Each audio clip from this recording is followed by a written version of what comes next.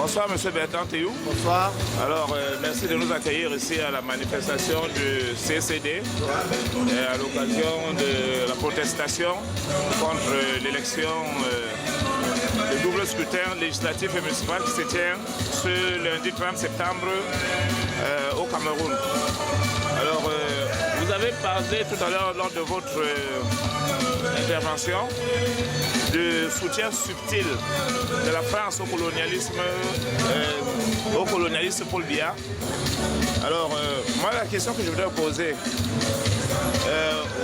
puisque vous vous êtes rendu compte que c'est la France qui soutient le régime Paul Biya pour les bons services que ce régime rend à la France colonisatrice, est-ce que vous ne trouvez pas que votre démarche elle est perdue d'avance, votre combat est perdu d'avance, puisque votre combat se déroule sous le contrôle total de celui qui apporte le soutien au régime de Paul Biya. Et d'autre part, vous avez un slogan qui revient tout le temps, Biya must go.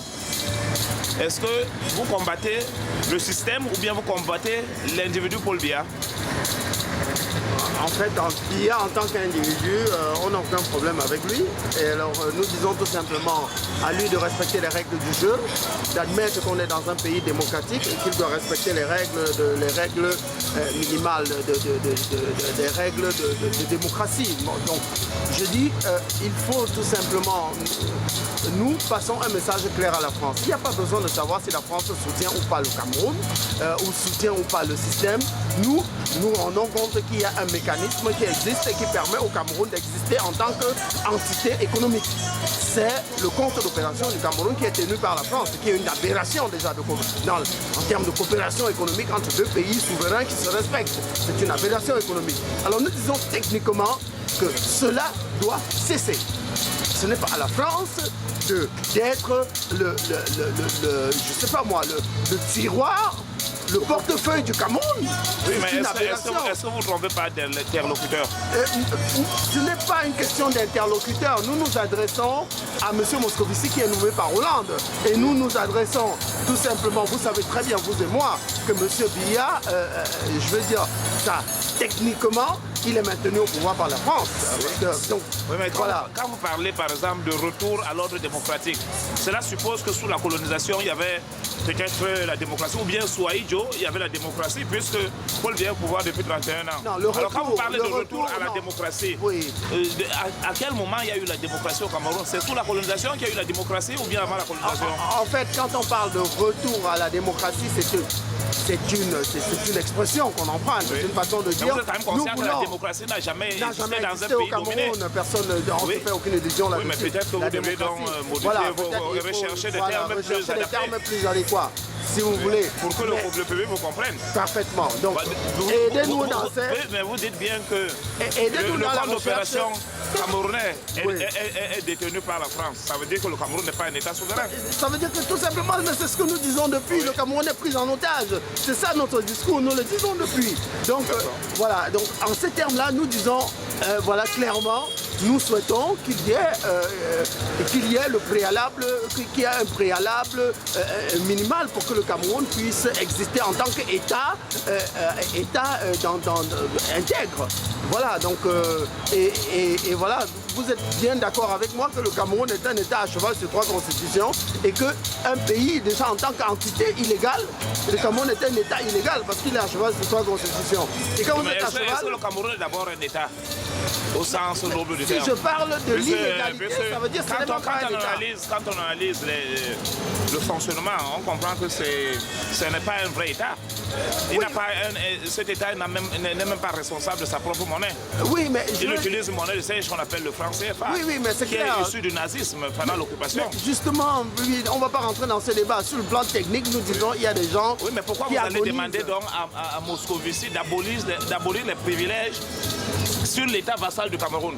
Est-ce que vous allez demander à Pierre Moscovici, ministre des économies et des finances français, de renoncer aux privilèges que la mère patrie assure ses États vassaux? Nous ne lui demandons pas de renoncer à son privilège. Oui. Nous disons à M. Moscovici de suspendre ce compte d'opération parce que nous souhaitons, nous passons un message clair à la France.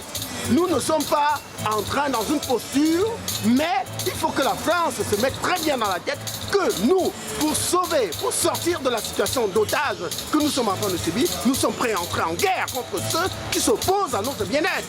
Il faut que ce soit très clair pour la France. Donc, il faut bien, faut bien désigner l'ennemi. Mais l'ennemi pour nous, il est clairement défini. L'ennemi, c'est qui? Nous avons déposé un courrier pour exiger la suspension de la coopération financière. Monsieur Moscovici, vous l'avez déposé à qui? À Monsieur Moscovici. Mais pourquoi vous ne le demandez pas simplement à l'État camerounais? Mais nous l'avons. L'État camerounais, il n'est plus possible de dialoguer avec l'État camerounais. Pourquoi vous n'adressez pas au peuple camerounais directement? Mais nous nous adressons au peuple camerounais. Il y a un blocage, il y a une barrière entre le peuple. Le peuple ne peut plus communiquer entre lui. C'est-à-dire que le peuple avec lui-même ne peut plus communiquer. Vous le savez, au Cameroun, on ne peut pas faire de réunions, on ne peut pas faire de meetings au Cameroun, on ne peut pas écrire des livres sans être jeté en prison. Mais il y a des moyens de communiquer avec le peuple camerounais aujourd'hui qui ne sont pas censurés pour le pouvoir en place. Mais je suis d'accord. Il y a les médias sociaux. Mais vous ne choisissez pas. Vous ne choisissez pas quels sont les supports sur lesquels vous voulez qu'on communique.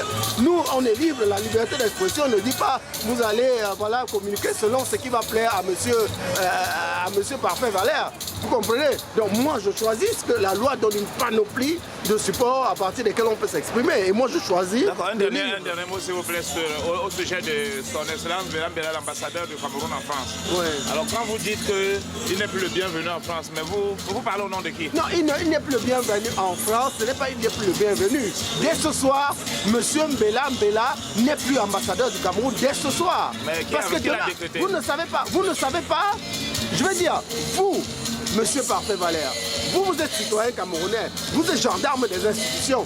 Je ne suis pas plus camerounais que vous. Et vous n'êtes pas plus camerounais que moi. Tout Camerounais, si vous constatez qu'il y a une situation qui ne va pas, vous pouvez décréter la fin de cette situation.